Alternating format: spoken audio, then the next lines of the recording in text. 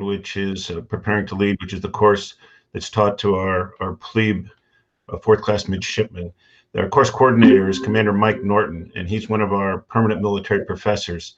And I kind of a unique background for him in that he was a graduate Naval Academy, and he came back and did the tour as a company officer.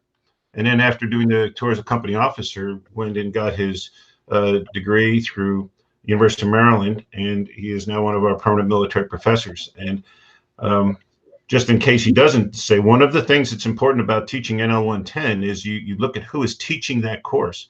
And we have some rotational officers in the LEL, Leadership, Ethics, and Law, but we have several of the adjuncts, we call adjuncts, who are junior officers who are in Bancroft Hall as company officers or other positions who end up being part of the faculty that teaches course. So Mike, I didn't want to steal any of your thunder, but I just wanted to introduce you as someone who's got a unique background for being part of our team and also for leading this particular course. So if I could turn it over to you. Yeah, absolutely, Doug. No, it didn't steal any of my thunder at all. I appreciate that introduction. Like Doug said, Commander Mike Norton. Before I put my slide up, I'll be much like Liz. I'll have a course slide that I'll speak to give you a feel for what we cover. I just want to add on a little bit and give you a feel for my team in NL 110. So I've been the course director for about 2 years now.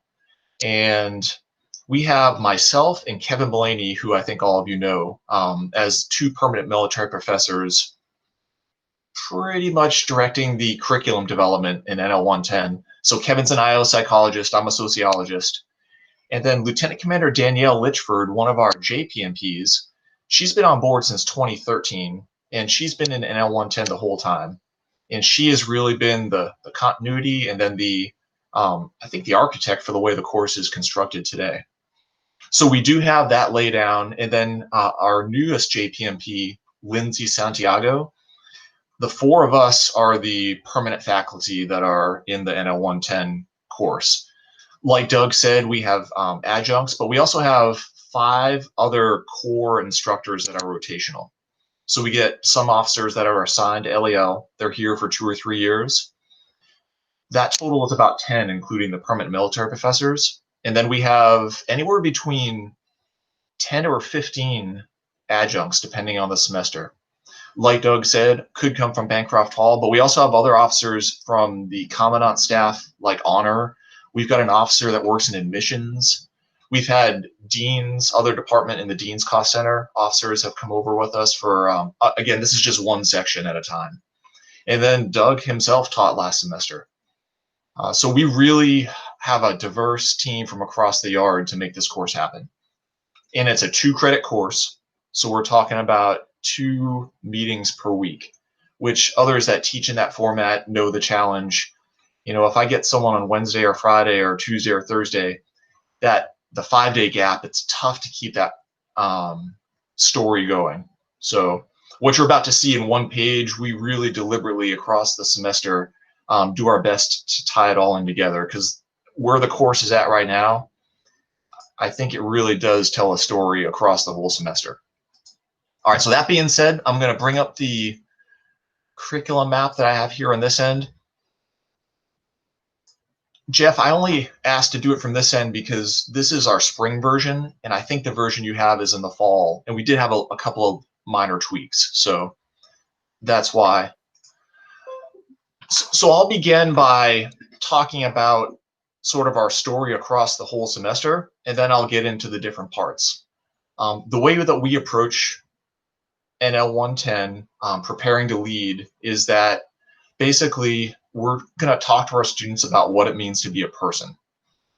So I've heard Kevin Blaney before talk about, you know, NL 110 is what it means to be a person, NE 203, what it means to be a person of character, and NL 310, what it means to be a leader of character. And then you've already heard from Liz what she does with that leader of character, putting it into the military context that they're going to be operating under. All kinds of connections. I can say teaching in NE 203 myself and listening to Liz now talk about 400. My office mate, Dave Wallace, you'll hear from him about NL 310. Our 4 core courses really build deliberate connections across the years. So here we are, what it means to be a person. we approach our course from a relational standpoint. So we want to talk about the leader and then the follower and what can affect that relationship, both in good ways and bad ways. You can see our introductory line, we call it the foundation. There, we have one of our lessons entitled that. And then also initially we bring in two, what we say foundational concepts that we repeat throughout the entire course: reflection, and then the concept of fixed and growth mindset. So we like to talk about those up front because throughout our course, they'll come back or we'll reference back to them. So that's the first week to a week and a half, because again, we're only getting them 2 days a week. The next, I'll say, front half of our course deals with fundamentals of personhood. So the background is primarily psychology and sociology. And then we are going to look at, I'll talk about model of the mind a little bit. I know the assignment that I sort of gave ahead of time was the fixed and growth mindset. I almost also gave you model of the mind, system 1 and 2. I think you might be familiar with the Kahneman system 1 and 2 concept. This is really another foundational thing for us that goes across the whole semester. So the system 1 being all the automatic things that we do as humans without even realizing it, both good and bad. And the system 2 being the deliberate, where we focus our limited amount of attention to engage when we realize there's some sort of dissonance going on. Things aren't going as we automatically feel they should. So model of the mind is that system 1, system 2 concept. And then we build on the nature line. It's a little bit of a misnomer because the nature versus nurture argument, I think everyone realizes it's both, right? And then people argue about how much of one it is versus the other.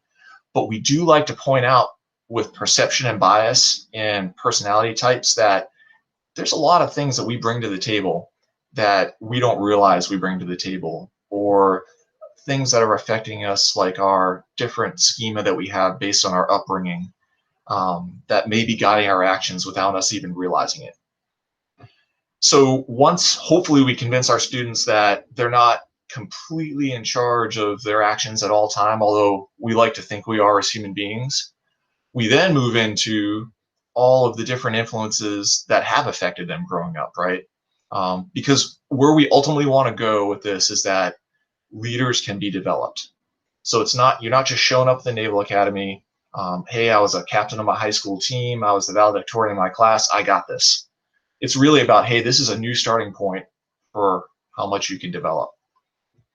So we talk about, and again, this is a psychology background here, attachment theory, and then we move into influence and power and the different kinds of social influence that affect us in our relationships. We then move a little bit into sociology, culture and socialization, and then values. That 3-course series there, culture, socialization, and values, is a really neat connection because we talk about in culture, you know, where they've come from, the different places, their different backgrounds, the things they're bringing to the Naval Academy with them. And some of those things are the values and then the norms that they've learned, and how well those align or don't align with what we want them to be doing at the Naval Academy. Ultimately getting them to the values lesson where they're looking at their personal values, not only where they got them from, but maybe how they've changed since coming to the Naval Academy. And then talents and strengths, we use the Clifton talents and strengths quest assessment. At that point, we have almost to the midterm, and we close out our fundamentals of personhood. Moving into the second half of our course, we're going to talk about skills and virtues and different things that they can now deliberately do to become the kind of person that they want to be. Before I go to the second half of the course, though, why don't I pause for questions about the first half?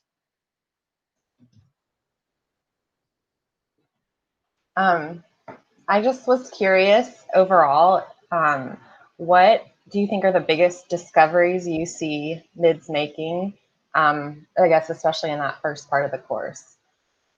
Yeah, absolutely, Maria. It's really awesome. I didn't explicitly say it, but they do writing in our course, mainly via 1-page, page-and-a-half journals. And For me as an instructor, that's where I see a lot of their discovery happening, and it inevitably comes around the assessments we give them.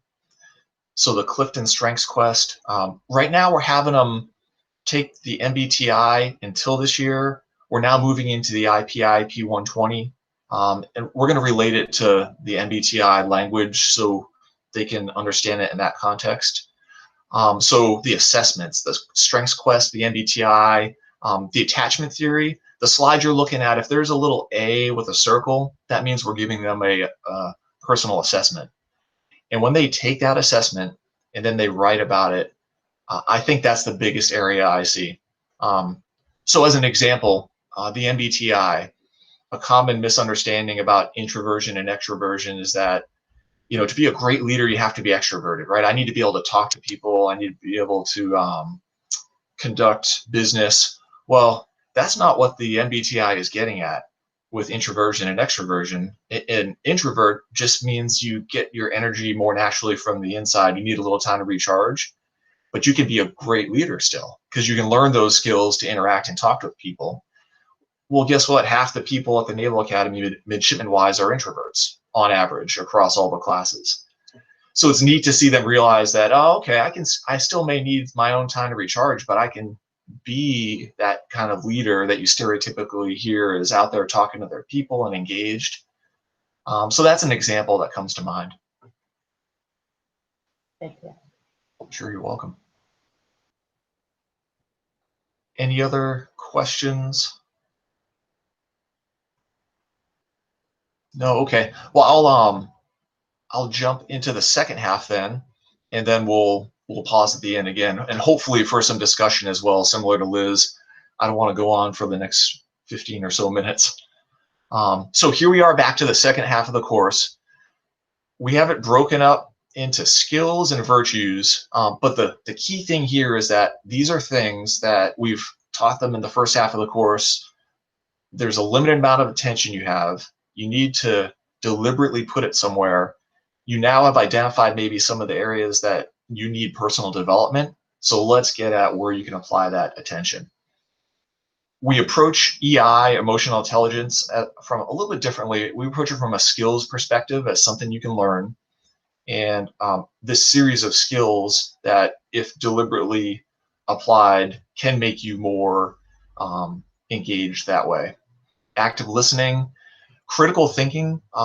We use the Elder and Paul model, and we've added 2 courses this year because we have so many different experiential exercises for this. We found virtual reality coming into our curriculum this year via the Stockdale Center. Our librarians over in Nimitz created this information literacy module for us. So all kinds of neat exercises there. Discipline, resilience. This year coming up, we're moving away from resilience into what's called warrior toughness, of which resilience is a component, but then also talking about grit and hardiness, mindfulness.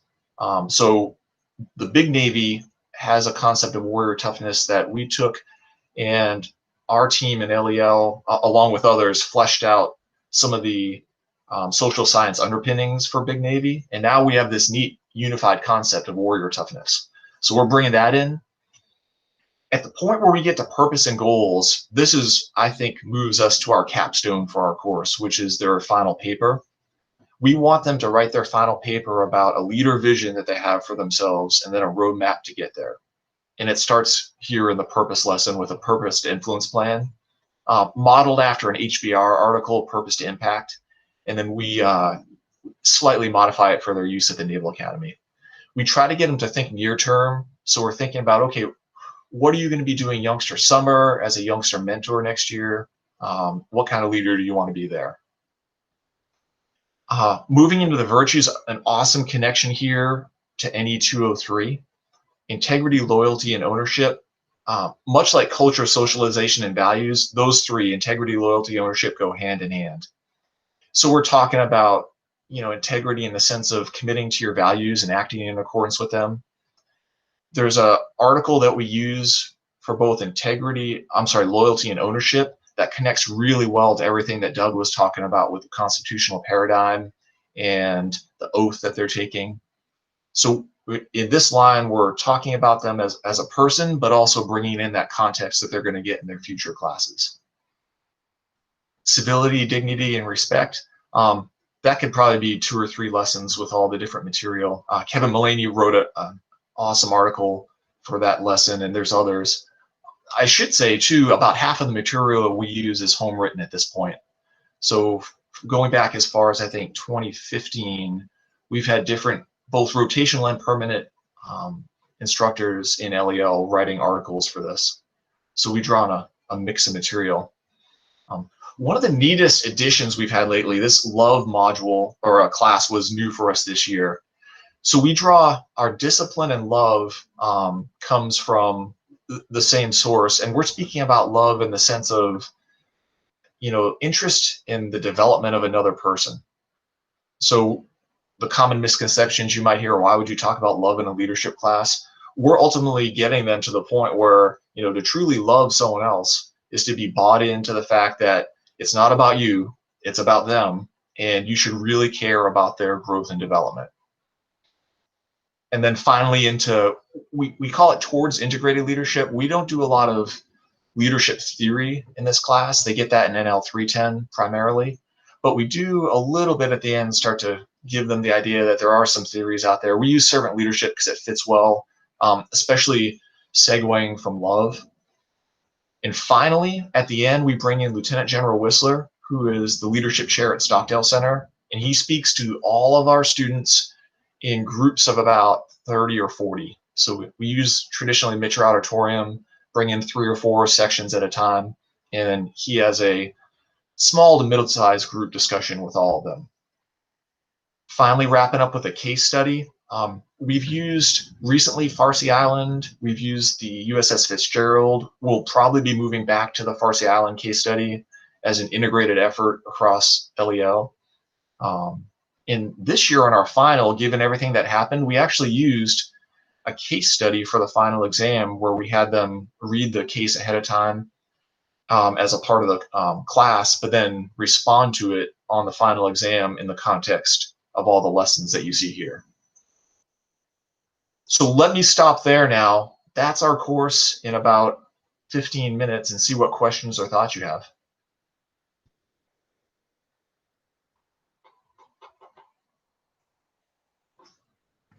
Sorry, mic was off. That's okay.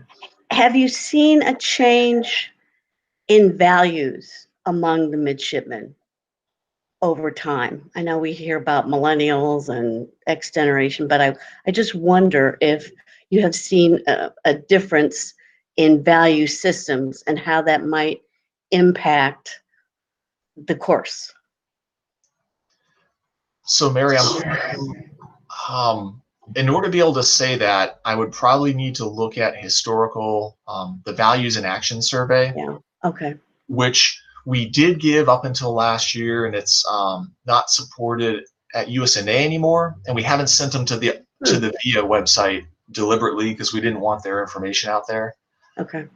I can say for sure on something like personality type with the MBTI that has been stable across probably 20 years. Interesting. Values, I just can't say for sure.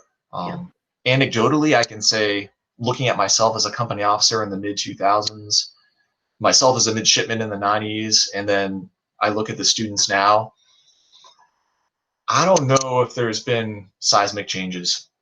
In a good way. I see students come into the Naval Academy, you know, for a variety of reasons, but in the end, you know, committed to be here, committed to, you know, at least wanting to do the right thing as far as what we're asking them to do to sign up for their oath, the values that underlie the Constitution. Okay. But I bet you if you looked at the individual VIA data, what it does is, you know, so our values, we know they're ordered within us, and we have a bunch, we have, you know, 1,100, 1,200 individuals, students. Sure. It's probably going to be a mix of everything. Mm-hmm. But I unfortunately don't have any change data. I'm sorry.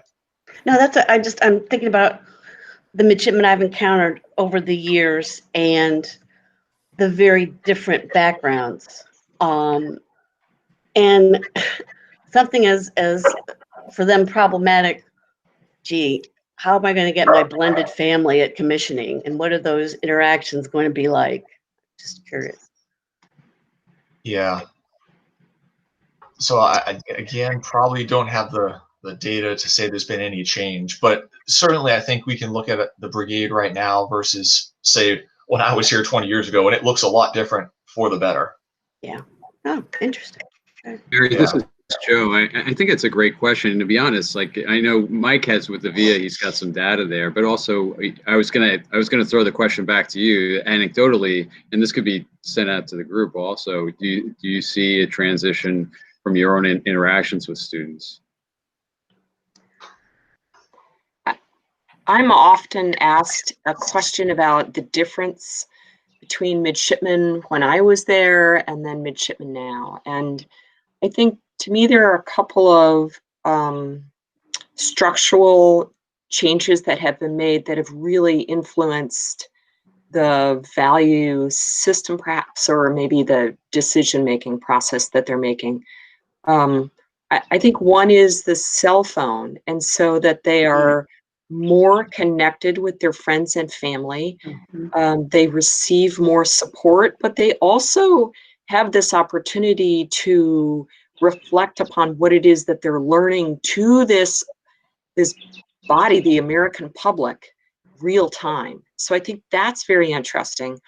Then the other thing that I just found fascinating, and I'd love to participate in a study in this, is I think that the change in Don't Ask, Don't Tell had dramatic influences on how they treat each other as individuals.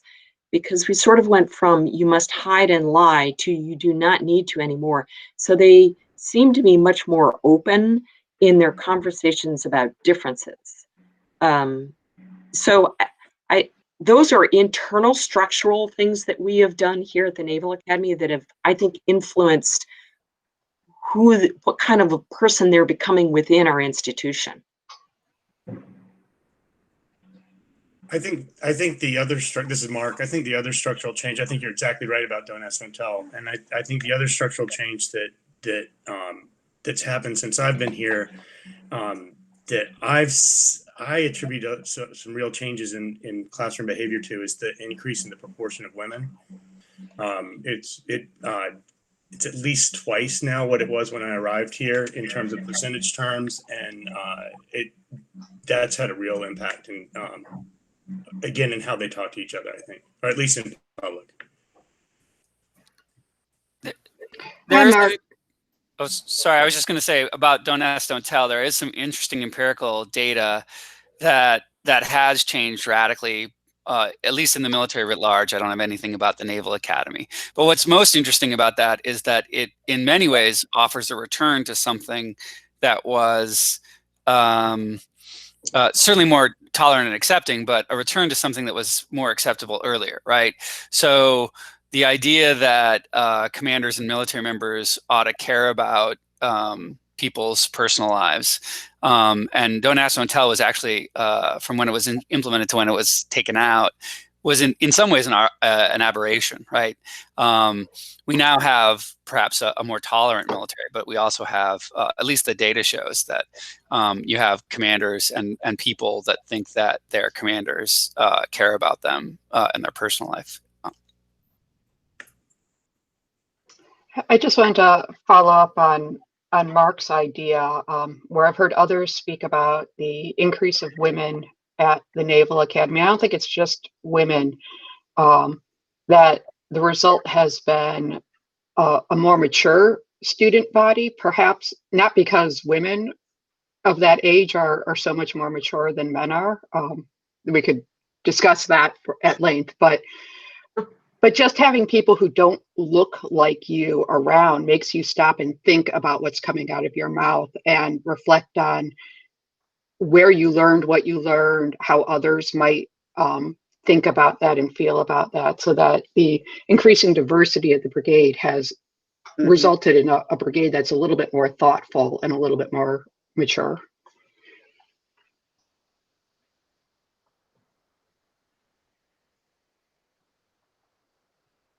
And if I could circle back on the cell phone comment earlier, I agree absolutely with what was said, and then a counterpoint to that I've noticed, even so, I guess at this point it's 15 years, but cell phones, it's pointless to fight them now. It's pointless after this situation we found ourselves in. I've completely changed my mind about laptops in the classroom. So let's talk about using them responsibly. Let's not keep them out.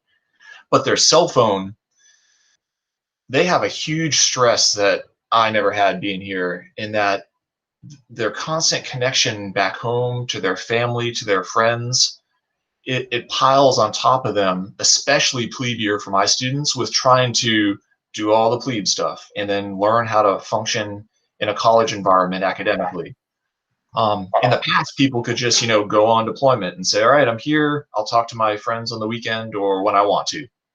Now, in the 10 minutes in between class, they're staring at their phone, trying to update whatever status they have, and it may not even be about anything at the Naval Academy. So I think they're at a disadvantage a little bit too nowadays, until they deliberately decide that doesn't matter and they choose not to, but they're not all at that point in development yet.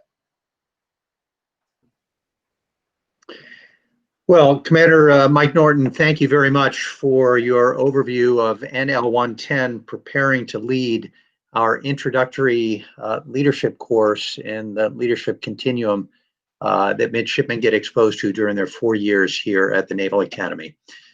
We appreciate it. And when we come back, our next segment will be an overview of NE 203, our ethics course, and that will be when we come back.